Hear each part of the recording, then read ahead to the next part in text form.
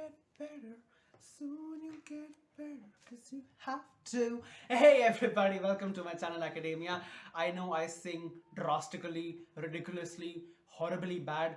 You don't have to blame me for that. But today we are over here to look at We Are the Music Makers by Arthur William Edgar O'Shaughnessy. A very short poem, a very beautiful poem about art and artists, which is why I thought I should begin this video with Taylor Swift's song, which I just sang. Soon you'll get better, you should go check it out. So yeah, this particular poem talks about art, importance of artists, and it's all about art. Yeah, it's all about art. This is just the literary analysis. If you want the themes, if you want explanation about the title, if you want critical remarks. By the way, there's a very important critical remark of art for art's sake and art for life's sake. It's really very important, very favorite of the board, of the teachers. You should go check it out. The link will be somewhere here, there, somewhere down there. I will put it and you should check it out. Now let's begin with the literary analysis of We Are the Music Makers without spilling any more beans on my narcissism.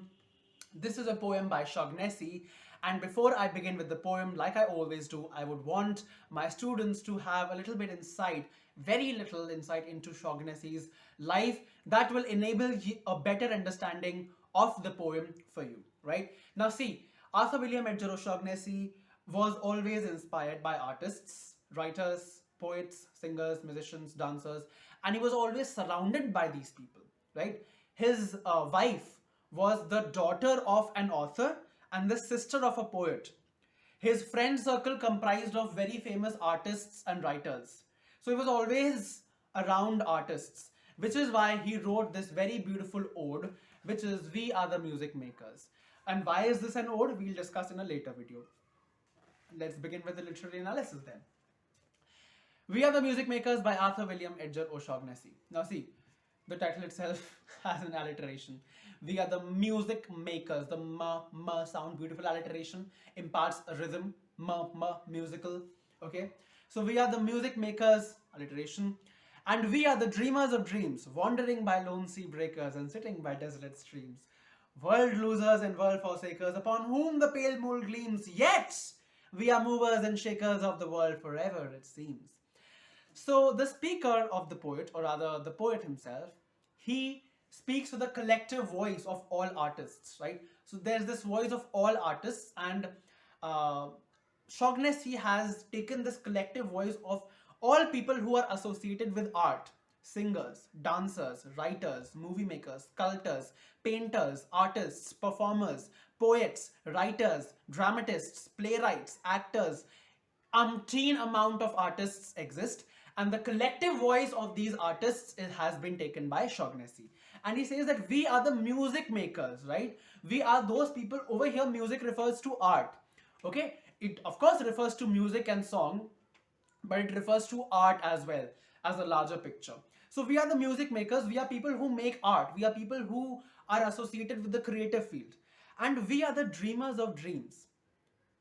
Well, people assume us to be lonely, aloof from the society, and completely dreaming, lost in our own world, in our own whim and fantasy. But no, in our dreams, we do a lot. And we bring it down to the society. How? We'll see.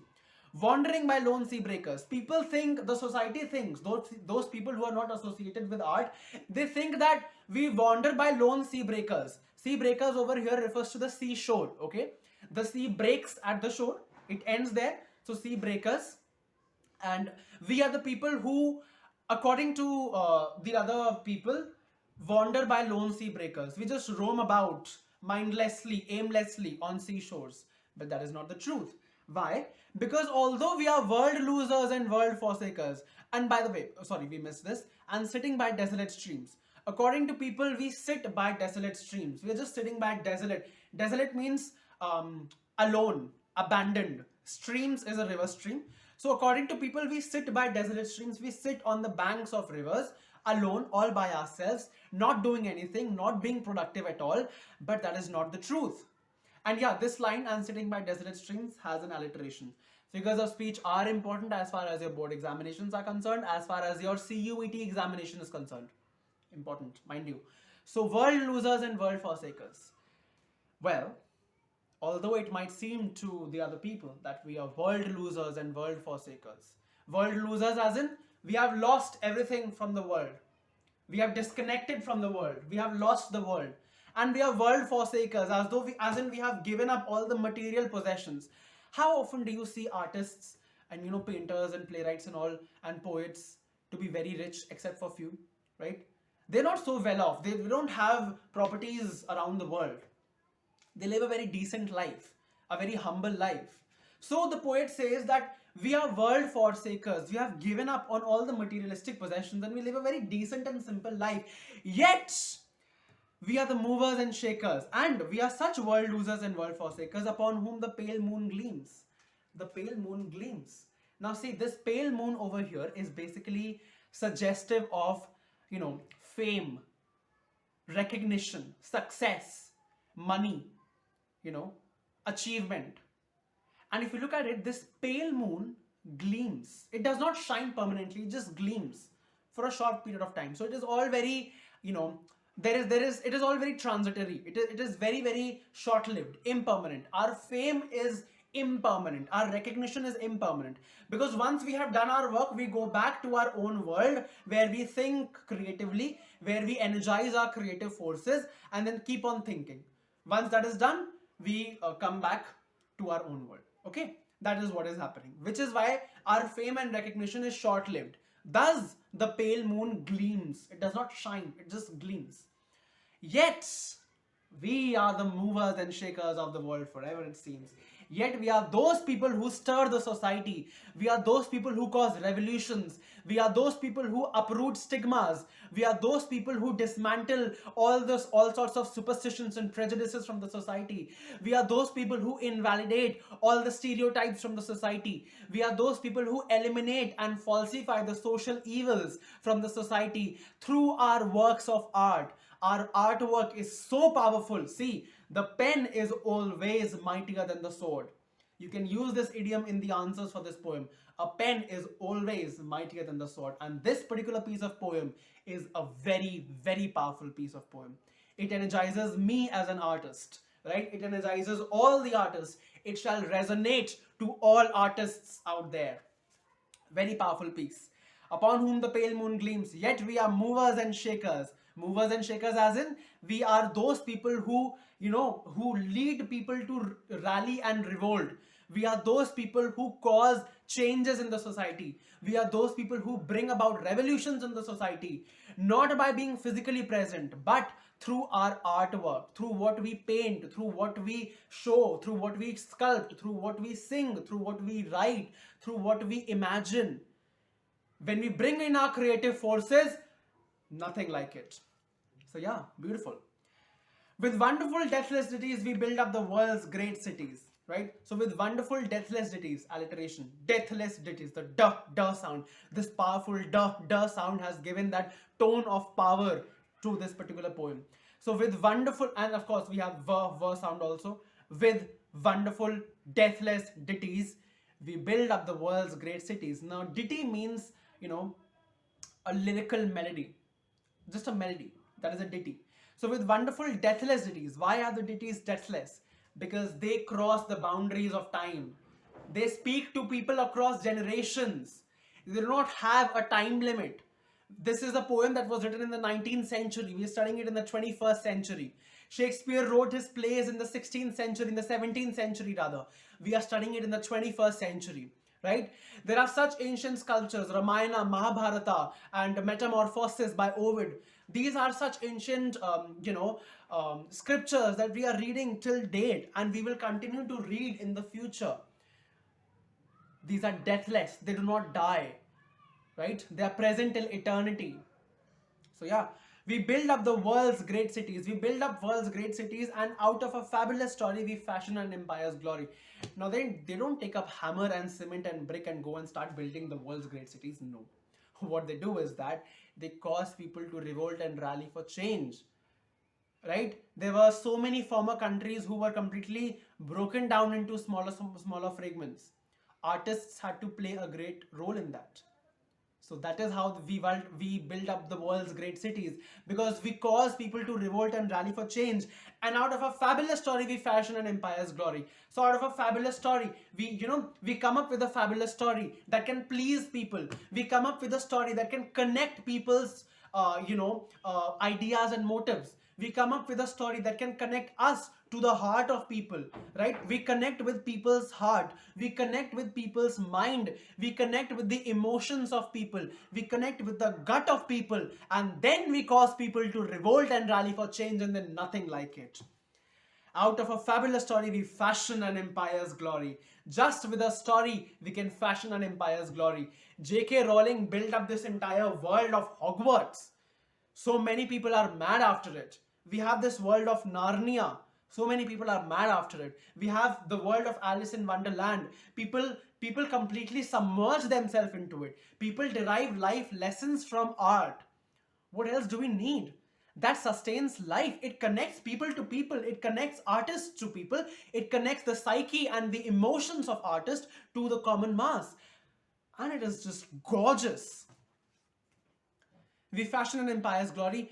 One man with a dream and pleasure shall go forth and conquer a crown, and three with a new song's measure shall trample an empire down. So one man with a new song's pleasure, one man who has this pleasure of, a new song, this pleasure of singing. What can that man do? That man can go and conquer an entire crown. That man shall go and conquer a crown. That man can go and rather, bring in laurels. That man can go and bring in changes. That man can cause people to revolt and rally for change and be victorious. How? With just a dream at pleasure.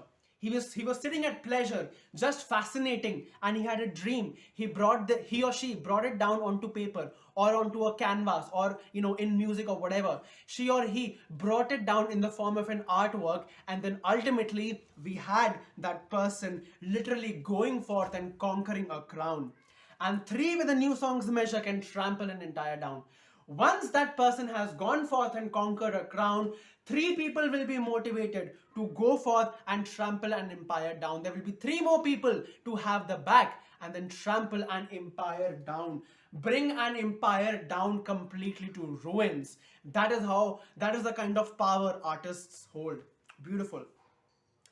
We in the ages lying in the buried past of the earth built Nineveh with our sighing and Babel with our mirth, and overthrew them with prophesying to the old of the new world's worth, for each age is a dream that is dying, or one that is coming to birth.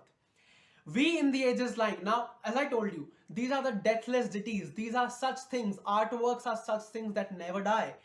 We in the ages lying in the buried past of the earth. We did all that in the past of the earth. We are now no more. Shakespeare is no more. Ovid is no more. Shaughnessy is no more. Still, their works are speaking to us.